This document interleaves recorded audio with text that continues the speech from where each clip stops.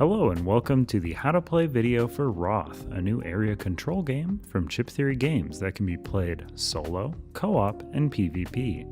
In this video, we will be covering the base rules for PvP.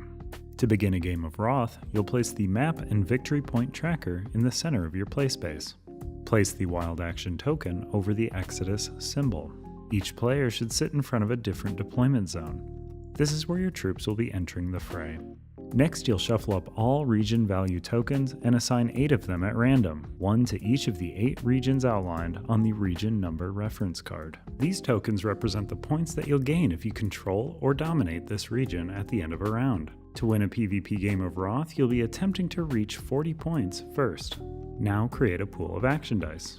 Grab 2 dice per player plus 1. Return any unused dice to the box. Next, each player will select a faction. The faction mats are double-sided to cover all play modes. In PvP, you'll be consulting this side of the faction mat. Each faction has their own set of elite units, or abilities, as well as a unique feat card, which is a once-per-game ability specific to that faction. These are the key details to consider when choosing your faction. If several players each want to play as the same faction, set aside those factions. Each player chooses a different faction and plays a mini-game of Roth to 20 victory points to determine who gets to pick the faction in dispute. If another dispute occurs, repeat this step, playing to an even minier game of Roth at 10 victory points. If you'd prefer, you can roll the 8-sided die, with the higher number claiming the disputed faction. If this results in a tie, each player chooses a different faction and plays a minigame of Roth to 20 victory points to determine who wins the die roll. Once you've chosen your faction, you'll set up your player mat. Place 25 of your regular troop tokens, matching your faction color, into the regular troop area. Next, place all of your faction's elite unit dice in their designated space, set to the number matching the mat. Now grab the feat card associated with your faction and flip it face up. Don't forget to grab an all-seeing die and place it on your mat. Place a regular troop token from each player next to the victory point tracker. These will be used to track each player's victory points. Next, each player will begin by deploying 3 regular troops to their deployment zone. Regular troops are your faction's grunts. They're low-level units that are considered to have 1 HP. Regular troops will differ from your faction's elite units, which will have a Cora cost to deploy, a starting health ranging from 1 to 5, a unique ability, and sometimes they'll grant an additional bonus to victory points if they are in a region that you control. Now give the first player marker to the first person to use the word Roth properly in a sentence. This concludes setup, and now it's time to start the game. Roth is played in rounds, and each round is made up of 6 phases. Phase 1, Spoils. During this phase, players will gain benefits from the regions they control that have benefit symbols. This phase is skipped during the first round of the game. These benefits are Mine, Extend, Maneuver, and Battle. If a player controls a region with one of these benefits, they may take that action as though they were spending an action die with the matching face at this time. We haven't gone over action dice, so I'll skip these descriptions for now.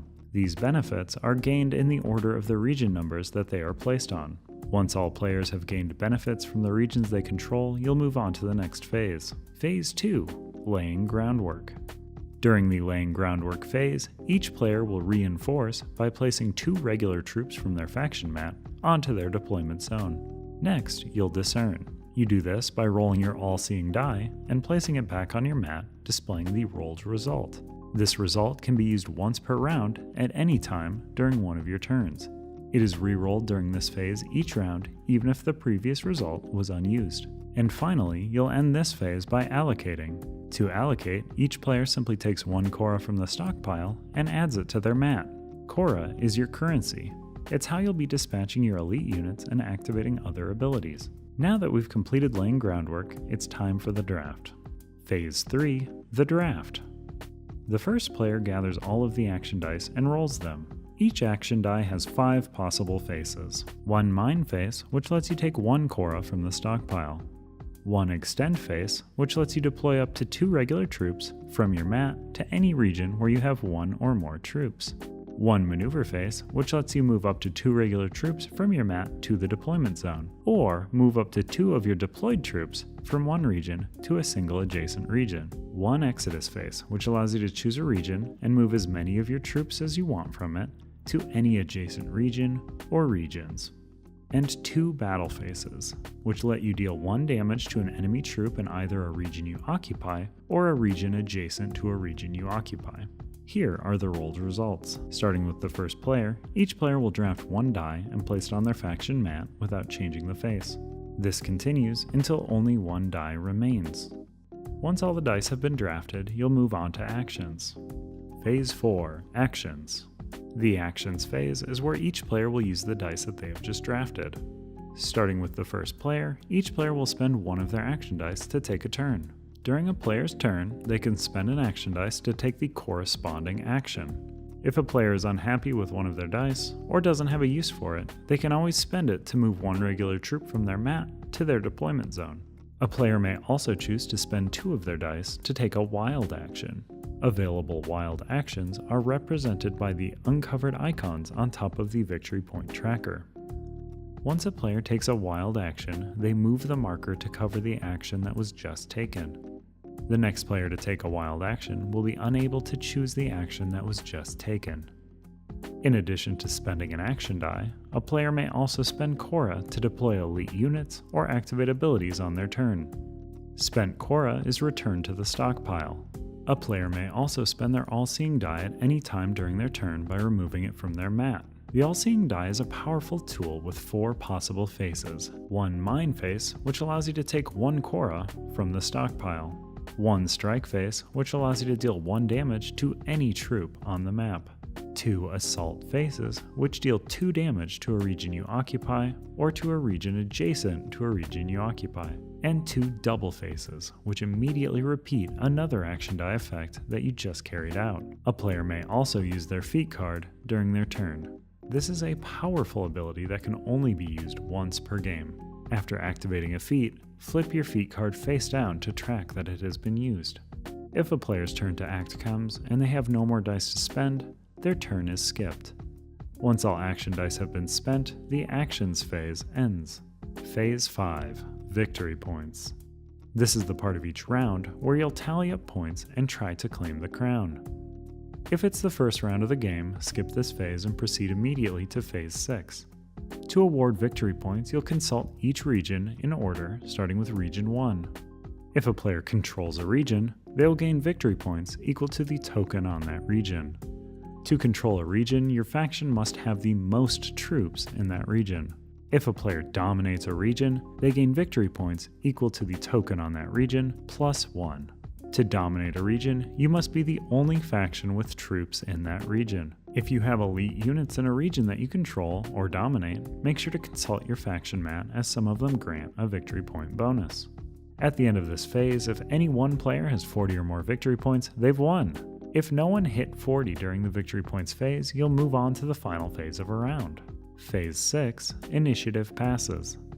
In this phase, the first player will pass the first player chip to the next clockwise player, and a new round will begin. Now let's watch the second round in action so that we can see all of the phases in full. We'll start where we left off in round 1. Phase 1, Spoils. Now we assess each region with a benefit in region order to determine if anyone gets a benefit. The Uglan player controls Region 4, which provides the Mine benefit. This gains them 1 Cora from the stockpile. No other faction controls a region with a benefit, so we'll move on to the laying groundwork phase. Each player deploys 2 of their regular troops from their mat to their deployment zone. Each player rolls their All-Seeing die to determine the face that they'll have access to this round. The Guild player rolled an Assault result. The Alden player also rolled an Assault result.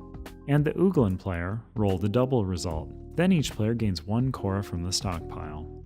Next, we'll move on to the draft phase. The first player gathers up and rolls all of the action dice.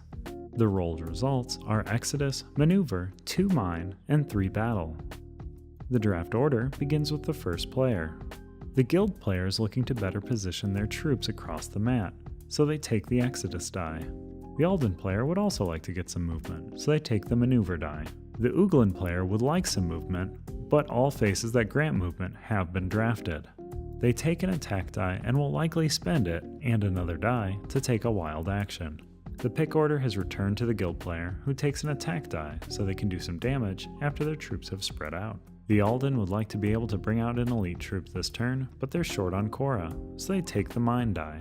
And finally, the Ugolin take another unusable attack die, as they're planning to take a wild action anyways. In future rounds, this remaining die will be granted to the player in last place, but right now, everyone is tied for last at 0 points, so the die remains unclaimed for the round. Now that the draft is completed, the action phase begins, starting with the first player. The guild want to make a big splash this round, so they activate their feat card. They flip their feat card face down to indicate that it can't be used again, and gain 10 Korra.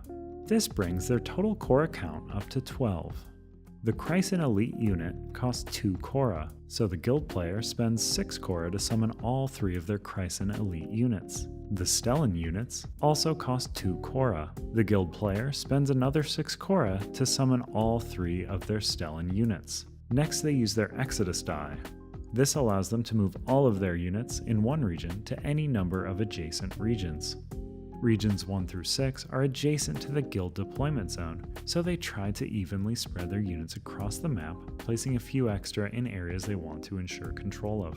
The guild then uses their All-Seeing die to remove all competition from the board. Next up is the Alden player. They begin their turn by spending their maneuver die to move an elite troop and a regular troop to an adjacent region. They then spend a single Korra to deploy a Winden. This unit is able to deploy into any Alden occupied region, so they choose to deploy it directly into the region they just entered.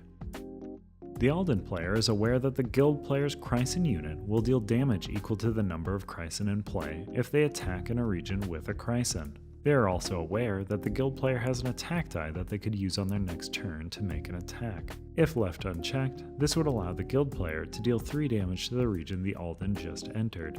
In an effort to prevent this, the Alden player uses their All-Seeing die to deal 2 damage to a region they occupy. They apply all of this damage to the Chrysan unit, which has only 2 vitality. The Chrysan unit is defeated and returned to the guild player's mat, where it can be purchased again on a future turn. The Alden player then passes to the Ugolin player. The Ugolin player has 2 attack dice, but their only troops on the board are in their deployment zone. Since a faction can't attack from or be attacked in their deployment zone, the Ugolin are unable to use either of these die faces. This leaves them with 2 options. They could spend an unusable die to deploy a single regular troop, or they could spend both dice to take an available wild action. They consult the available wild actions and decide that they'd like to maneuver so that they can get more troops on the board. Before doing so, they decide to spend 2 Korra to deploy a nameless unit. Next, they spend 2 action dice to take the maneuver action. This causes the wild action token to move and cover up the action that was just taken. Now they move their nameless troop and one of their regular troops into an adjacent region. Next, they decide to use their All-Seeing die to double this action, moving the same 2 troops once more to another adjacent region. It's the guild player's turn once more. They use their attack die on the Alden to try and get back some control of the 2-point region. They are not attacking in a region with a Stellan or a Chrysan, so they don't gain any modifiers to this attack. As the attack is only going to deal 1 damage, they decide to remove a regular troop to lower the overall number of Alden present in the region.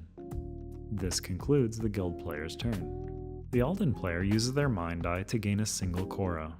They notice that the round is about to end, and the guild player has spread out heavily across the board. To prevent them from scoring a pile of points, the Alden player activates their feat card. They flip their feat card face down to indicate that it can't be used again, and then deal up to 2 damage to each region. First, they deal 2 damage to the Chrysan in Region 1. This reduces its vitality to 0 and returns it to the guild player's mat. Next, they deal 2 damage to Region 2, removing all troops from the region. In Region 3, they deal 1 damage to the regular troop and 1 damage to the Stellan troop, reducing its vitality to 2. In Region 4, they deal 2 damage to the Stellan troop, reducing its vitality to 1. In Region 5, they deal 2 damage to the Chrysan. In Region 6, they deal 1 damage to remove the 1 opposing regular troop present. In Region 7, they deal 1 damage to the regular troop and 1 damage to the nameless troop, reducing its vitality to 2. There are no troops present in Region 8, so they skip it. This concludes the Alden's turn. The turn would then pass to the Ugolin, but as they have no action dice, their turn is skipped. There are no players left with action dice, so now we'll move on to the victory phase. We'll start with Region 1. The Guild are the only faction present, so they dominate this region. They gain the point value of the region for controlling it, plus an additional 1 victory point for dominating it. Nobody controls Region 2, so nobody scores. The Guild dominates Region 3, so they gain the point value plus 1. They also have an elite unit present in a region they control. They check their mat and discover that this troop grants plus 1 victory points if it's present in a Guild-controlled region. The Guild gains 3 victory points from this region, bringing their total to 5. The same result applies to Region 4, bringing their victory point total to 8. And again in Region 5, where they gain 4 victory points, bringing their total to 12. Moving on to Region 6, we see that the Alden not only control this region, but they dominate it. They also have 2 elite units that grant bonuses to victory points. As a result, the Alden gain 5 victory points for the region. In Region 7, the Uglan control and dominate. They have an elite unit present, but upon consulting their mat, they discover this unit doesn't grant a victory point bonus. They gain 2 points for the region. Nobody has troops present in Region 8, so scoring has completed. Since no one reached 40, we'll continue on to the final phase of the round. Initiative passes. The Guild player passes the first player token clockwise to the Alden player, and the next round would commence. And there you have it. Those are the PvP basics for Roth. If you like what you saw, make sure to check out the GameFound page, which we have linked below. If you're interested in different play modes, be sure to check out the next video in this series, How to Play Roth Solo and Co-op. Thanks for watching!